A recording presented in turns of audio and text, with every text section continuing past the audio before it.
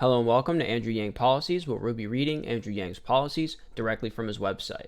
Today we'll be taking a look at Make Washington, D.C. a State. Washington, D.C. has a population larger than 2 states, and yet it is not considered a state. This deprives residents of equal representation in the federal government, lacking both representatives and senators to promote their interests. And yet they still pay taxes, truly being an example of taxation without representation.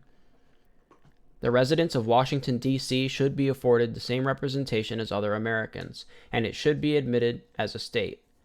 To resolve any constitutional issues, an area of land containing the important federal buildings could be carved out and defined as the Capitol/Washington, D.C.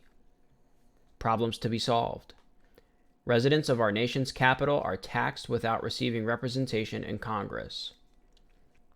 Hundreds of thousands of Americans right now are denied effective representation at the federal level while paying taxes and living in a shadow of the Capitol. We should go ahead and make Washington, D.C. a state. I like 50 as a number as much as the next guy, but it's past time for a change. Goals: provide representation to citizens in our nation's capital. As president, I will work with Congress to admit Washington, D.C. to the Union as a state with equal representation. That was Andrew Yang Policies, Make Washington, D.C. a State.